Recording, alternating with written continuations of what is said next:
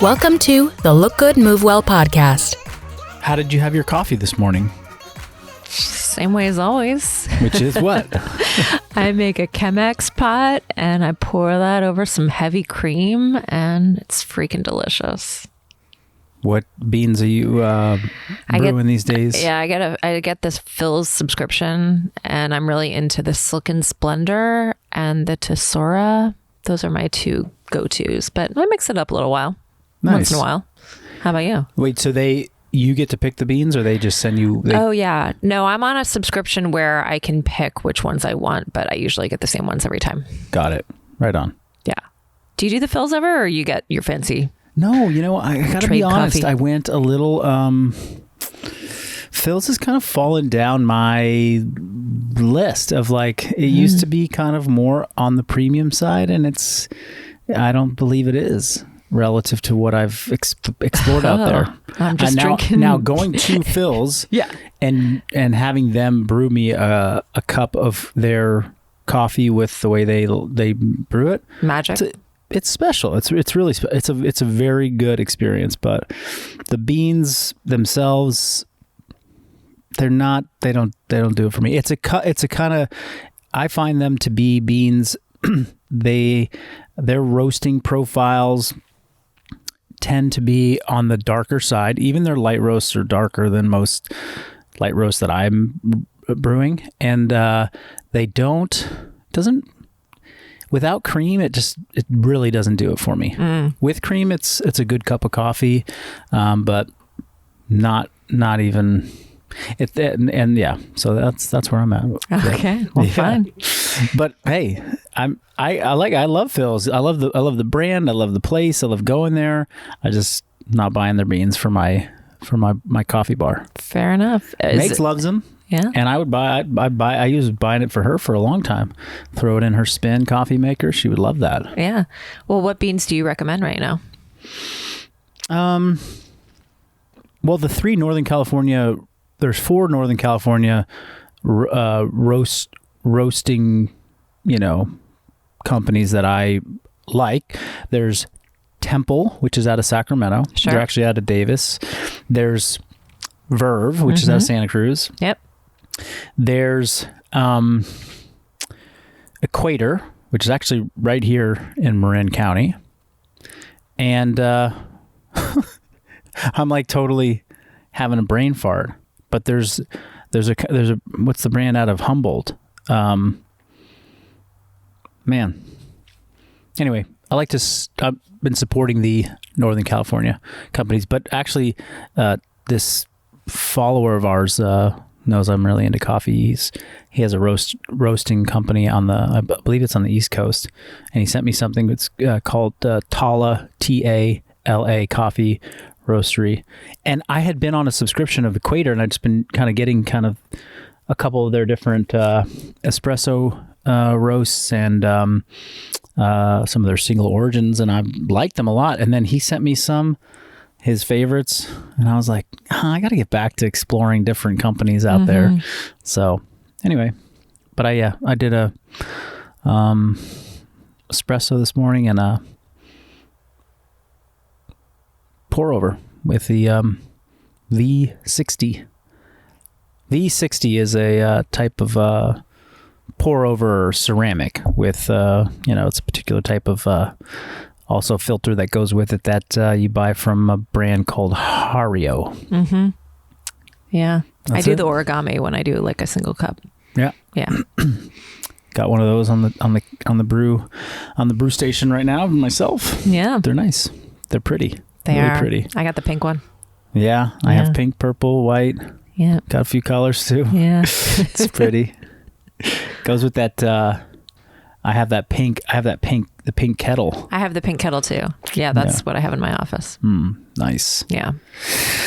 Okay, well, enough coffee talk. Okay. Let's segue right from caffeine into Sugar.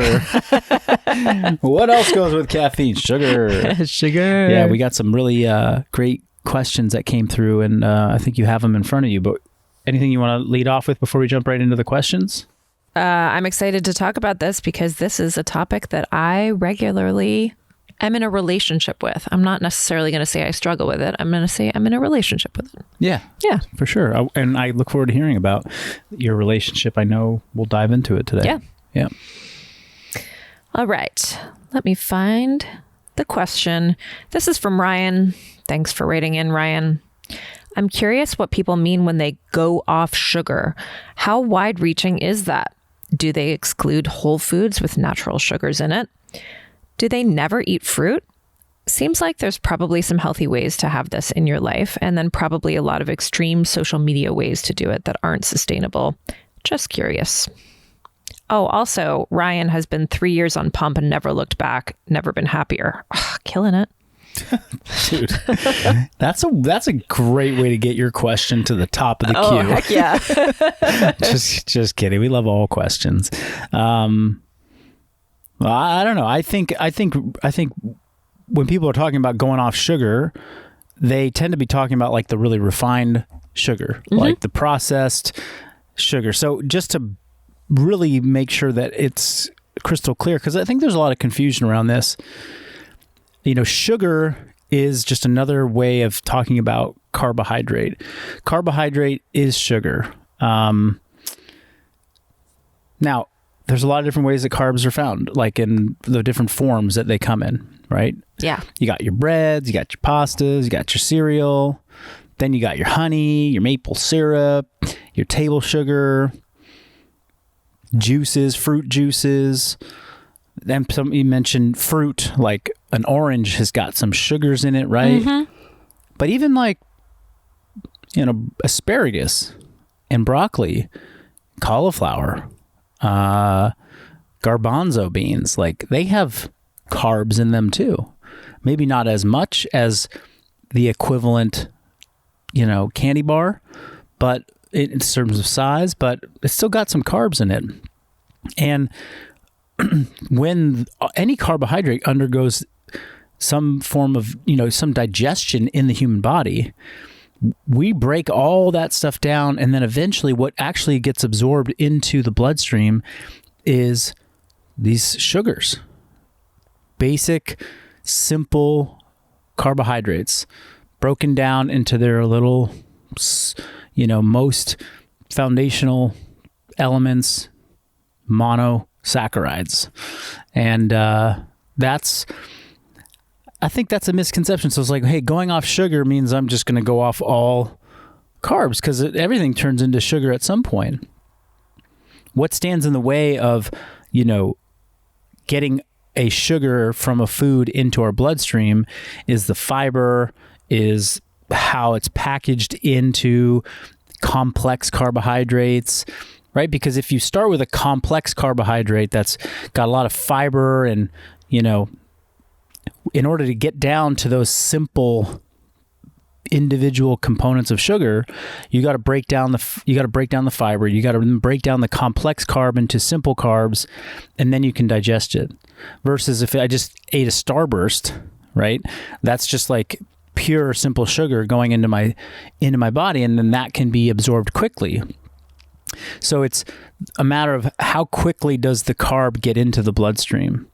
We can talk about, I think we have another question coming later about like glucose spikes, and maybe about like, you know, glycemic index. We might even mention that. But what's I think also important to understand is that the speed at which things get into our system, the more it has the potential to have an impact, a perceived impact on our physiology. Mm. If you like chug, you know, a big 2-liter thing of Coca-Cola, like on top of feeling full because you're going to have 2 liters of fluid in you, but all that, there's a substantial amount of sugar in there. Mm-hmm. I don't even know the quantity, but let's call it 300, 400 grams of sugar. I don't know, something. Let's call it a buttload. Call it a lot, okay? Okay. When that sugar gets into your bloodstream, like, you know, your blood's going all over the body, and sugar molecules are going to be just landing on every cell everywhere. And these things make you feel a particular way. You know, everyone's had a sugar high before. Or you've seen kids have a sugar high or a sugar crash, or a, you know, any of those crashes or highs that people talk about, like there's a physiological response happening. Something's happening and it's impacting your physiology and you're perceiving it. It makes you feel a way. Sometimes good, sometimes bad, maybe good for a couple minutes and then really bad for a couple hours. And, and people talk a lot about like, having too much sugar in the blood is bad, or then you get these insulin responses and you get all these different hormone responses. Well, sugar by itself in the bloodstream is, it can be, it's like if it's too high, if you have like too much sugar in your blood and it hangs out there too long, it's poisonous. It's not good. It'll start to do things that you don't want to happen in your body. So your body's working hard to get it out of the blood and into cells and into different compartments in the body where it can be stored or be used for energy. So there's a lot of things that are going to happen the quicker this sugar gets into the system. If it gets in slowly, like if you eat, the equivalent amount of sugar, but from broccoli, right? You just got to imagine like, a table, the mountainous table of broccoli, and you got to mow through that thing. It's going to take you days, it's going to take you hours. And once it's like you're chewing it, like then it's slowly getting, that sugar is going to get into your body so slowly that you will almost have no perceptible, like you won't be able to perceive what's actually like going, like there'll be no sugar high from eating too much broccoli. Although if you work hard enough, you can get enough sugar in you from broccoli. That's the equivalent of a 2-liter Coke. It's just going to take a tremendous amount of work.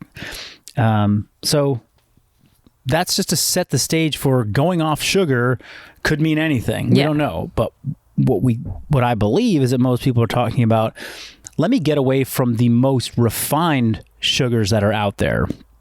And because the refined sugars don't have a lot that stand in the way of it, like getting into my body, jacking up my blood sugar, making me feel a particular way, and really not having much of a satiating effect, and probably just delivering a bunch of calories that maybe I won't, I might not even perceive as having had something that was filling, and I might want to have something else.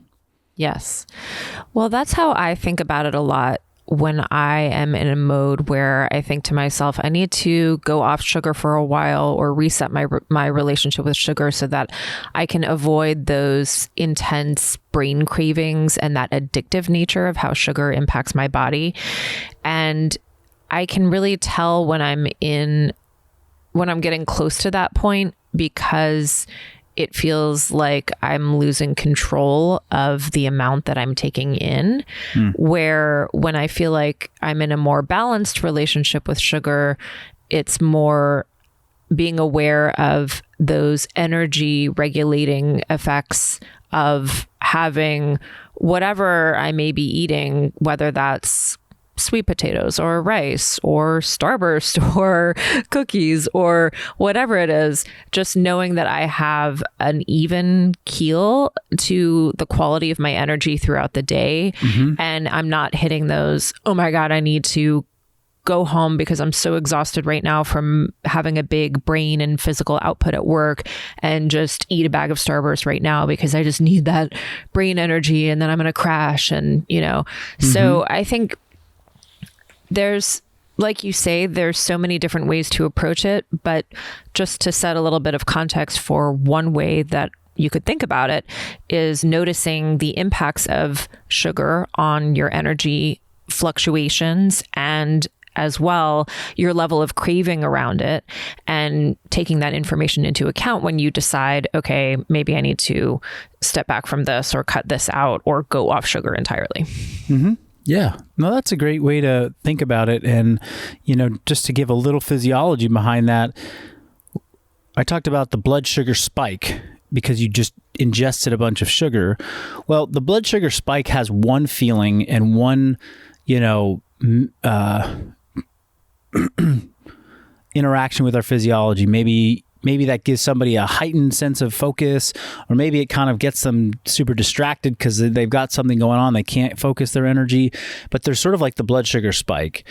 But then normal physiology is that, okay, we do something inside of our body to bring that blood sugar back down. We release insulin. So there's insulin that goes out into the bloodstream, and then now the sugar starts to normalize because it's now, instead of being in the blood, it's going into all the cells. But just like with anything, like, you're trying to, our insulin's not like this. I mean, for a system that evolved from, primordial soup, it's pretty damn precise. It's pretty amazing, but it's not like perfectly precise. So if you have a big blood sugar spike, there's often a dip. Now people think like, oh, I'm going to dip. It's like, well, you have to dip because you're up high. You have to dip back down to baseline. Yeah. But sometimes when you dip back down to baseline, because it was such a big spike, it's what's termed like a post, after like you have high glycemia, high sugar, the post hyperglycemia, hypo, low glycemia. So you go hyper to hypo. You go low because you're correcting for the high with insulin, and then there's still insulin around, and it kind of, before the insulin valve shuts off, you're still going below, your normal level. And so maybe it's like you have a bunch of starbursts, got the big high, and then an hour later you're like, you kind of have this like crash. Yeah. And you can feel like, oh my, like, I think maybe you experience this, or anybody that's trained super hard, you're like really into training, like you push yourself super hard, you have like a big thing of sugar right after training. Yeah. And then about an hour later, you're like, body kind of gets clammy and cold and weak, and you're like, kind of, am I going to pass out? Like, that's a post hyperglycemia, hypoglycemic response. So you dipped below because you had the big, so that can be a whole nother mess for people too. Yep. So anyway, there's you getting to understand like how you feel at these different time points after having sugar. That's the thing to focus on, because what's going on inside of your bloodstream, like, that's your body just getting back to baseline. It's doing its thing. It's probably working well. Like, this doesn't mean you have diabetes or something like that. It just means that like your body's doing what it does when there's sugar around. It tries to get it out of the blood and into the cells. And then in the process of doing that, you might dip below and you feel a little weird. But then it normalizes relatively quickly. Like, you're not going to be, because you ate some sugar, doesn't mean your blood sugar is going to be high all day. Right. And it doesn't mean you're going to be like, oh, I can't focus all day. It's like, there's going to be a limit to that. But how much can you tolerate that? Like, do you have an hour and a half in your day to kind of lose, your focus and your sharpness and your, maybe you don't, maybe you do. Like, as an athlete, when I was training super hard, like, that was how I lived. It was like, train hard, eat a bunch of carbs, like have a big, high, and then a big dip. And then, okay, I'm back at it like an hour and a half, 2 hours later, and I'm back to normal. But if you got to like leave your workout and get some nutrition and then go right to work and go right to doing something very focused, like, maybe you just don't have room to do that. And we used a lot of sugars in, sports performance training to sort of optimize recovery, optimize anabolism, optimize performance and all that. It wasn't necessarily to optimize how well I could, sit at my desk and type programs and, message and email and, have meetings and things like that. So you got to think about the context of what you want to do. Yeah. And it's helpful to think about all of these things as tools, because I was just thinking about when I did an Olympic weightlifting meet, and I'm sure lots of other sports have situations like this where sugar is a very effective tool.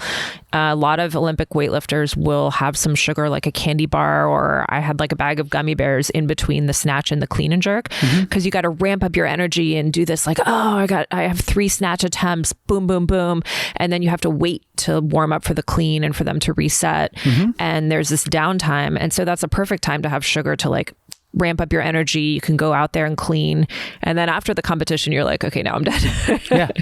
Yeah. I mean, one of the most important, ingredients in like your pre-workout meal and in your intra-workout nutrition is carbohydrates. It's sugar. It's like, how do we time this correctly so that the sugar is there available to my muscles to work hard for this hour so I can get the most out of my training session. And then afterwards, you're going back to focusing on getting protein in. But it's like carbs important for that, for the work you might be doing. But as far as people going off sugar, this is when people start to have this association with like, something's not working with my nutrition because, and I think that the way this ends up happening, you mentioned it before, it's people getting very focused on other parts of their day, their work, important outcomes. They're not preparing their food. They're not thinking about planning their nutrition. They get to the end of a focus period or a very engaged period of their day, and they're like, I'm starving. And the things that are most convenient and available tend to be more of those processed sugars.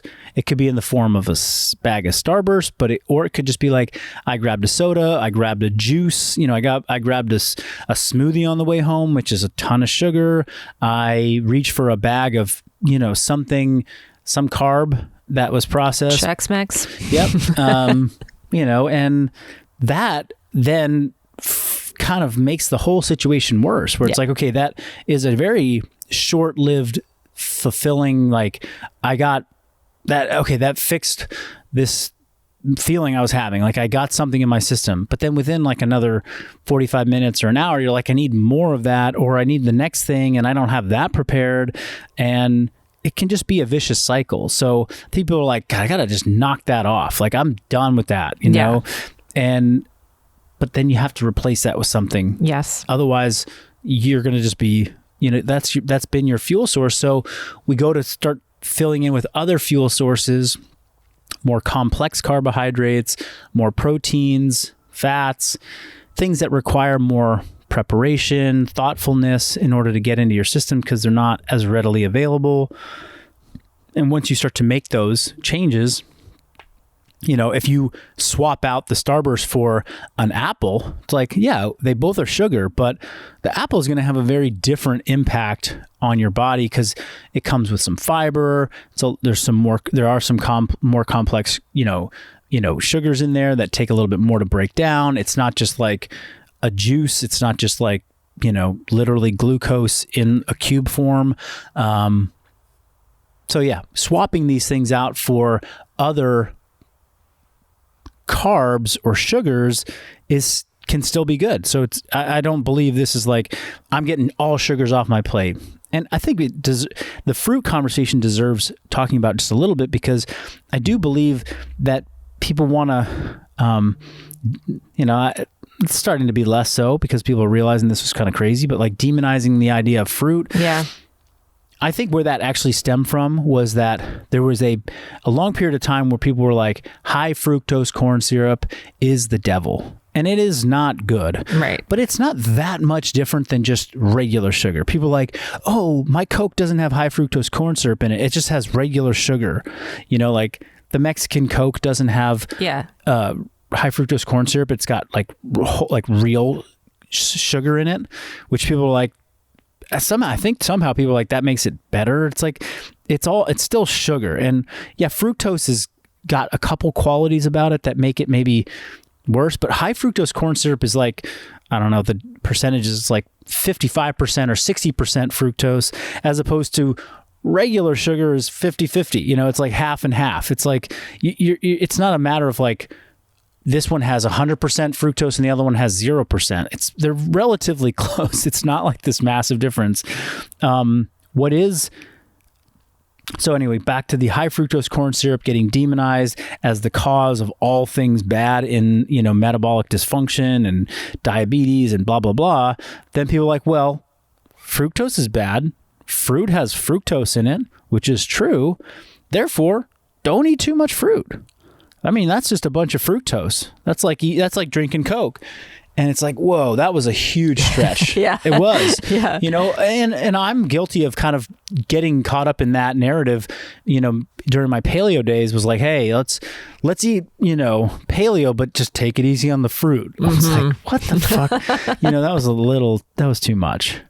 So yeah, the sugars in fruit they're not the problem. Yeah. You know, the sugars in, you know, Starburst, that's more problematic, you know.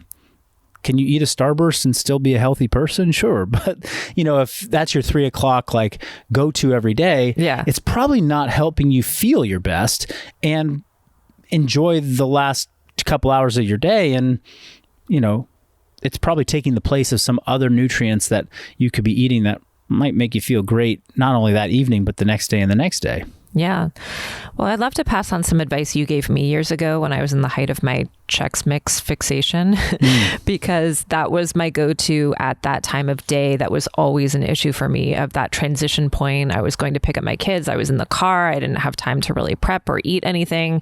And you told me, just grab yourself some protein powder and mix it up and have a bag of nuts. And like, you can have that in the car, you know. It's really easy, simple, accessible nutrition. And sure, it'd probably be better to sit down and eat a chicken thigh with rice. But if you literally can't make that happen at that time, there are ways to just grab something to go that can scratch that itch and don't have you reaching for some processed food. Yeah. Well, and I remember that because it was also like, I think I remember asking some of the questions to you, and it helped you arrive at like, oh yeah, like every day I'm eating this at this time, and it's right after this really stressful hour and a half period of my day where I have to kind of transition from work mode and then go pick up both kids and then do the whole routine and be in the car and like, and then by the time I get home, I'm just like, okay, I need something, and this is convenient. So we just sort of worked around like, well, what is the obstacle here? You know, it's like if you had just been hanging out at home and had an even keel afternoon, you might not find yourself wanting to reach for that. Okay, well, we know it's going to happen. We know when it's going to happen. So let's just beat it, you know, with a small amount of preparation of some sort. Yeah. Well, what was the follow-up? There was a follow-up question, which we may have kind of addressed already, but maybe you want to read that as well. Yeah. Let me dig it up. This is the one about healthy carbs. Yeah. Yeah. So what are your thoughts on carbohydrates, specifically gluten? I minimize my gluten intake, but I love bread. They're a fan of sourdough, and the gluten structure is said to be better for gut health. So yeah, I mean, I think that there's like a whole question about is sourdough a better form of gluten? Yeah. What do you think about complex carbohydrates or healthy carbohydrates as it relates to bread? Sure. Well, you know, we're still in the same conversation that we started with, which is all carbs are really ultimately going to end up in the same place, which is a simple sugar that we absorb. Now, how much carb is in the food? I think that matters too, which we haven't really addressed. But like, you know, 100 grams of bread and 100 grams of broccoli are going to have wildly different amounts of sugar. So per, you know, unit of weight and volume, we got to think about like how many sugars we're getting. And what's going to be more filling and what's going to, you know, if we're trying to understand like what's the best way for me to eat the right amount of calories and not overeat and get enough fuel to, you know, do the things I like to do, we got to think about that. So breads and pastas, they kind of fall into the more calorie dense, less nutrient dense of the carbohydrates. You know, vegetables and fruits tend to be the more nutrient dense and less calorie dense. So that's kind of the general separation. And then the super refined sugars like maple syrup and Starburst and, you know, Sour Patch Kids, that's like almost no nutritional value. meaning like there's not a lot of micronutrients that you're going to get from that. It's just pure energy, calories. So energy very dense, per unit, right? Like 2 tablespoons of maple syrup equals 1 slice of bread equals 4 cups of broccoli. It's like, what's going to fill me up? Well, 1 slice of bread is going to fill you up more than a tablespoon of maple syrup, but 4 cups of broccoli is going to fill you up much more than 1 slice of bread, and you can make those comparisons. Now, in the category of bread, gluten has gotten there's been a big conversation around gluten over the past many years, and gluten is a protein. So gluten is not a carbohydrate. It happens to be a protein in certain grains, wheat being the main one that people encounter in most baked goods. Gluten is a protein that is not like whey protein. It's not like, hey, how do I get my hands on more protein? Let me get more gluten, Yeah. It is a difficult protein to digest for most individuals.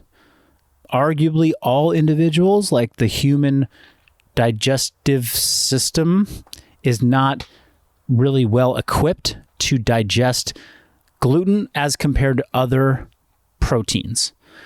There's a reason for that. The types of proteins are made up of amino acids, long chains of them, and long chains of amino acids fold on top of each other to make proteins. The particular shape of gluten, because of the the certain amino acids that are rich in gluten, make it have just think of it like these kinks in it. And those kinks are almost impossible for our enzymes in our digestive system to break down effectively. So if you have a protein that doesn't get broken down all the way into amino acids, then now you've got these instead of having really fine pieces of sand, you've got these chunky rocks floating through your system. And so a chunky rock, it might not bother you that much, or it might bother you a lot, but it's kind of going to bother you no matter what.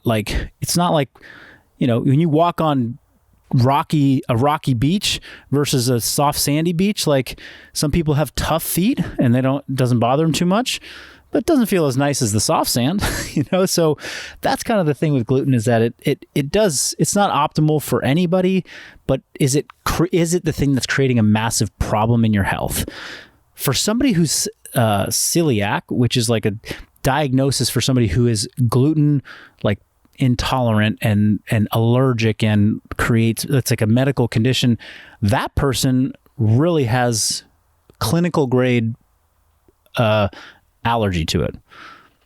Now, there's a lot of subclinical allergies to gluten that people aren't really even aware of. This is where it gets gray, and it's like, should I be eating gluten? Should I not be eating gluten? Whether you should be eating gluten or not, you still have to evaluate, should you be eating this much sugar? Hey, I have 5 pieces of bread a day. It's like, well, do you need that much carb? And is that really in balance with what you need for your energy and your performance and what your lifestyle looks like and how much you're moving? So it's kind of, I hate that the gluten conversation and the carb conversation and the energy balance conversation all get kind of mixed together. It's is gluten bad or good? It's well, it could be bad. It could be fine. It could be really detrimental to your health, but gluten aside, do you need to have, do you need to eat the bowl of bread with your dinner? I don't know if that's necessary. You might not need that. I love bread too, but I also love Starburst. It's I don't need to eat a bunch of those things to feel my best and to function my best. Are there better ways to eat gluten than others? Arguably, yes. Something like sourdough bread is if I eat sourdough, well, sourdough just means that the sourness is a fermentation process that's happening in the dough. Mm-hmm. Fermentation is microbes basically digesting the food before you eat it. They're spoiling it. And the argument is that the sourdough helps break down some of the gluten. And so it's more digestible. And there's anecdotes out there. Hey, I'm gluten intolerant, but I can eat sourdough just fine. Okay, so if that's you, then great. Like now you can digest the carb better. Do you need the carb? Like then ask the carb question. Like, is this, and if you love the carb, if you love sourdough, then eat the sourdough. But if your body only really needs 150 grams of carbs a day, and your sourdough that you're eating every day for breakfast has 75 of those grams right there, then ask yourself, is that worth it to me? Like, do I want to get 50% of all my carbs at breakfast from sourdough? Hell yeah, go for it. Now just make sure that the rest of the day is balanced. Yep. And if you're like, I'm gaining weight, it must be the bread. It's like, well, it's the bread in combination with all the other things that you're eating that is putting you over your requirements or what your body needs to maintain the weight that you want to maintain. So there's no healthy carb or unhealthy carb. There's just carbs. And then there's nutrients. How many nutrients are you getting? How many calories are you getting from your carbs? How do you find the right blend of that? If you love to have your sourdough, then don't stop having your sourdough. Yeah. Just know that there's the trade-off, because one slice of sourdough is equal to 3 cups of broccoli, and, you're only going to get so full off of, bread. Yeah. And this is one place where even a short period of tracking your macronutrients can really illuminate the role of bread or carbohydrates or any of these things in your day. That was something that was eye-opening for me when I did track for a period, because you can easily see how fast those carbohydrates stack up when you're having bread, bagels, pasta, anything like that. And you can also note how you felt energy-wise in training or whatever, if you're getting the majority of your carbs from vegetables or potatoes or rice or other things, versus I just loaded up on a bagel first thing in the morning. Yeah. Yeah. Well, and you can go and look this up too, but there's lists of like, what are the most satiating foods, by clinical studies. Mm-hmm. And some of those foods are like what people think of, like, hey, protein is really filling, and, if you get a little fat, that can be also really filling. But one of the most, highest satiety index foods that's out there is a boiled potato. A boiled potato, which is all carbs, can be one of the most filling foods for people, especially if you boil it and then let it cool down and then heat it up again. There's some science going on there, which we don't have to get into now, but like that can be massively filling, and that's a carb. So it's like, okay, well, I know I need to get carbs and I want to be full and I want to stay full long. Like, why don't you investigate which of those foods feel the best for you? Like, some people have a bowl of oatmeal and then they're like, it really sticks to my, it sticks to my ribs. You've heard that, right? That's like, I think that's another way of saying, like, it keeps me full. Yeah. If it works for you, awesome. If a bowl of rice, you eat a bowl of rice and then 20 minutes later you want to have another bowl of rice, like, maybe that wasn't good. It didn't keep you full very long. That's not the carb for you. Maybe you should be eating something else. Anyway, I think we really covered a lot today around carbohydrates and gluten and sugar spikes and all of that. Yeah. Any final thoughts? No, just if you have follow-up questions, be sure to let us know. Yeah, absolutely. We love your questions. Helps us guide this podcast. So please send them our way. See you next time.